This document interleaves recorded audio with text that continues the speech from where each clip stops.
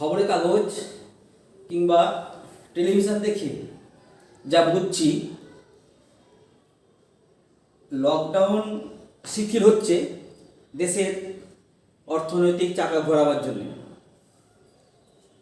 সেক্ষেত্রে করোনার চেয়েও অর্থনৈতিক চাকা যাতে দেশে চালু থাকে তার জন্যই লকডাউনটা শিথিল করা হয়েছে। কিন্তু কাগজ বা টিভি দেখে যেটা মনে হয়েছে, স্কুলের চাকা বোধহয় সব শেষে খুলবে।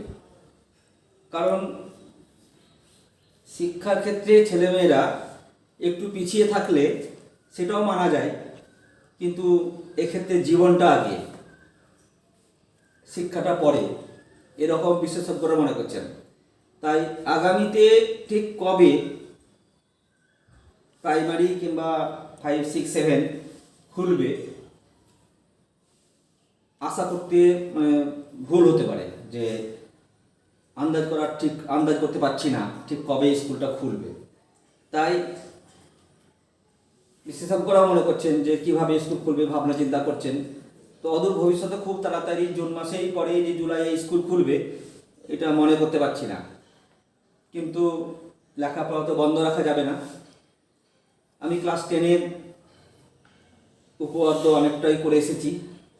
আপাতত আজকে স্পর্শক নিয়ে একটু আলোচনা করতে চাই। স্পর্শক কাকে বলে? স্পর্শক বলতে বোঝায় যে সরলরেখা বৃত্তকে একটা মাত্র বিন্দুতে স্পর্শ করে।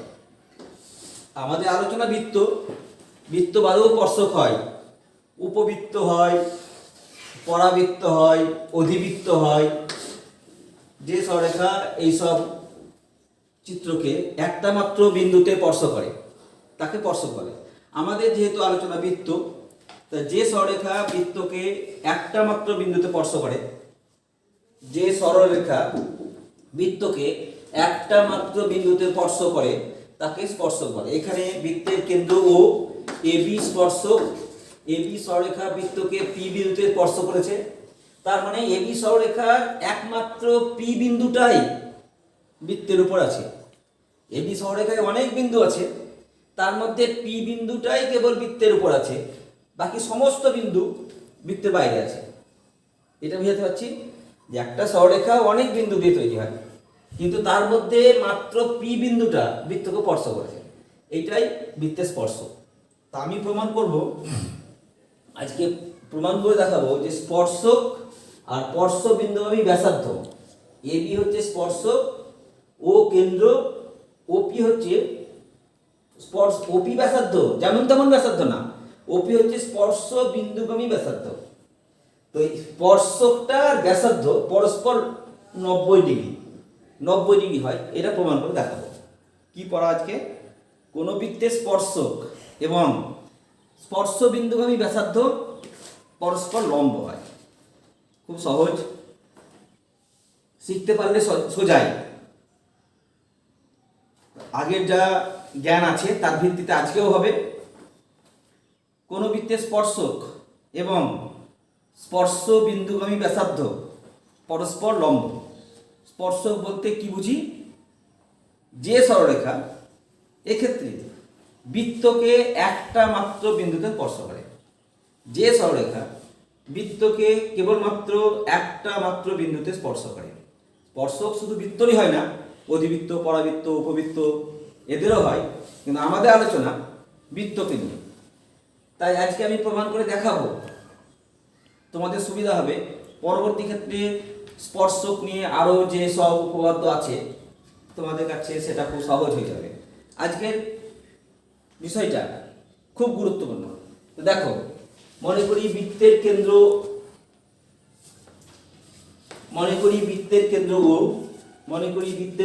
ও এবি স্পর্শক বৃত্তকে পি বিন্দুতে স্পর্শ করেছে।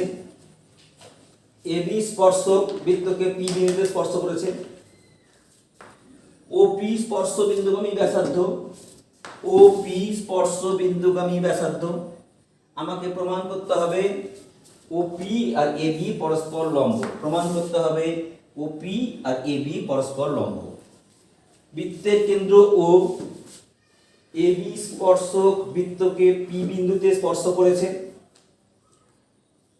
ওপি স্পর্শবিন্দুগামী ব্যাসার্ধ, প্রমাণ করতে হবে ওপি লম্ব এবি। আমি আবার বলেছি, আমি যে ভাষায় বললাম সেই ভাষাতেই বলতে হবে, তার কোনো কথা নাই। এই বিষয়টাকে মানে ঠিক রেখে, অর্থ ঠিক রেখে তুমি তোমার ভাষায় লিখতে পারো, স্যার তোমাকে নম্বর দেওয়ার জন্য প্রস্তুত আছেন।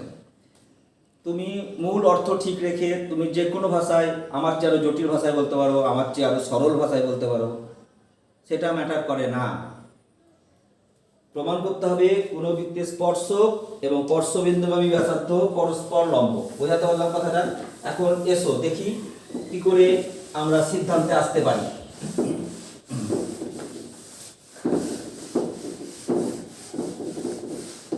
এখন তো ছুটির সময় তো লেখাপড়া বেশি হয়, তো এসো এক্ষেত্রে একটু অঙ্কন দরকার আছে।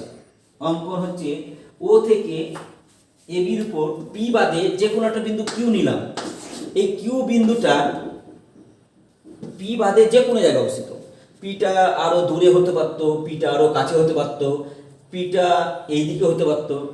এবি সরলরেখার উপর পি বাদে কিউ যে কোনো বিন্দু নিলাম, ও কিউ যোগ করলাম। বুঝতে পারছি? অঙ্কন এবি সরলরেখার উপর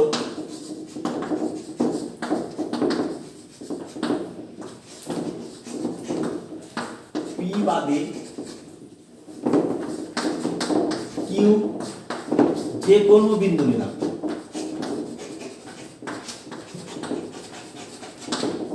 ও কিউ যোগ করলাম।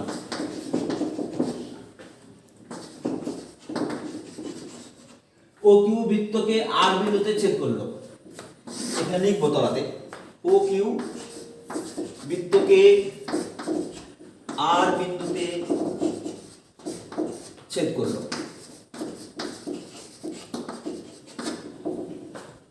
এবি সরলরেখার উপর পি বাদে কিউ যে কোনো বিন্দু নিলাম। কিউটা যে কোনো জায়গায়, আরো কাছে হতে পারতো, আরো দূরে হতে পারতো, বাম দিকে হতে পারতো। ও কিউ যোগ করলাম। ও কিউ রেখাটা দেখতে পাচ্ছ বৃত্তকে আর বিন্দুতে ছেদ করলো। খুব সহজ, 1 মিনিট লাগবে।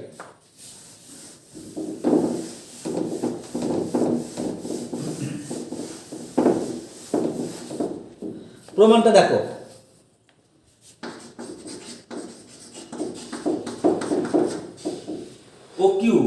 ও কিউ মানে কি? ও কিউ মানে হচ্ছে ও আর প্লাস আর কিউ। ও কিউ মানে কি? ও আর প্লাস আর কিউ। এখন ও কিউ সমান ও আর মানে ওপি প্লাস আর কিউ। ও আর ওপি সমান তো একই বৃত্তের ব্যাসার্ধ। ও আর সমান ওপি একই বৃত্তের ব্যাসার্ধ। যুক্তি থাকবে বলেছি না? যা যুক্তি থাকবে পাশে নোট দিতে হবে। স্যার বুঝুক, এমন ভাবে খাতা পাঠাবে যেন তুমি স্যার তোমার খাতা দেখে শিখবেন। আবার একটা কথা বলি যে 10 সমান কালকে বলছিলাম 7 যুক্ত 3, তো 10 7-এর চেয়ে বড়, তো 10 3-এর চেয়ে বড়। তো ও কিউ সমান ও পি প্লাস ও আর, তাহলে ও কিউ ও পির চেয়ে বড়। তো ও কিউ ও পির চেয়ে বড়। কে বড়? ও কিউটা বড়। কিউটা কোথায়? পি বাদে যে কোনো বিন্দু এ বির পরে। তাহলে ইহা ও কিউটা বড় ও পির চেয়ে, ইহা কিউ এর যে কোনো অবস্থানের জন্য সত্যি ও কিউটা বড় হবে। কিউটা এখানে হলেও ও কিউ বড় হবে কার চেয়ে? ও পির চেয়ে। কিউটা এখানে হলেও বড় হবে, এদিকে হলেও বড় হবে। তাহলে এখানে কথা লিখতে হবে, ইহা সত্য কিউ এর যে কোনো অবস্থানের জন্য। ও কিউটা বড়, ওপি ছোট। কে বড়? ও কিউ বড় কার চেয়ে? ওপির চেয়ে। আমি এখন এখানে দাঁড়িয়ে আছি, ওইখানে দেওয়াল, তো ওই দেওয়ালে তো আমি বিভিন্নভাবে পৌঁছাতে পারি। এই সোজাসুজি পৌঁছাতে পারি, আরো অনেক পথ, ওই দেওয়ালে পৌঁছানোর অনেক পথ। তো কোন পথটায় গেলে সবচেয়ে কম দূরত্ব অতিক্রম করব? আমার এই অবস্থান থেকে আমি ওই দেওয়ালে পৌঁছাতে চাই। কোন অবস্থানে গেলে সবচেয়ে কম দূরত্ব অতিক্রম হবে? লম্ব। কোন দূরত্ব সবচেয়ে ছোট হবে? লম্ব। তাহলে ও থেকে এবির উপর যত সরলরেখা টানা যাক না কেন, ওপিটাই সবচেয়ে ছোট। ও থেকে এবির উপর যত সরলরেখা টানা যাক না কেন, ও থেকে এবির উপর বুঝাতে হবে, ও থেকে ও বিন্দু থেকে এবি সরলরেখার উপর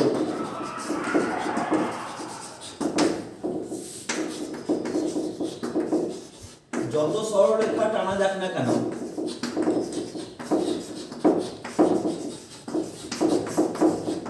তাদের মধ্যে ওবি ক্ষুদ্রতম। তাহলে লম্বটা হয় ক্ষুদ্রতম আর ক্ষুদ্রতমটা হয় লম্ব। সবচেয়ে কোন পথে হাঁটলে কম যাব? লম্ব পথে। অতএব ওপি লম্ব এবি। কি প্রমাণ করলাম? কেন্দ্র থেকে স্পর্শকের উপর যত সরলরেখা টানা যাক, স্পর্শবিন্দুগামী সরলরেখাটাই সবচেয়ে ছোট এবং সেটা স্পর্শকের উপর লম্ব হবে। একটা বৃত্ত তুমি যত স্পর্শক টানো, এই স্পর্শবিন্দু ব্যাসার্ধ লম্ব হবেই। যেমন ভাবে যে বিন্দুতে স্পর্শক টানবা, একটা বৃত্ততে যে বিন্দু স্পর্শক টানবে, এই স্পর্শবিন্দু ব্যাসার্ধ লম্ব হবে। একটা বৃত্তের উপর যেখানে স্পর্শক টানো, স্পর্শবিন্দু ব্যাসার্ধটা 90 ডিগ্রি হবে। বুঝাতে পারলাম? Thank you.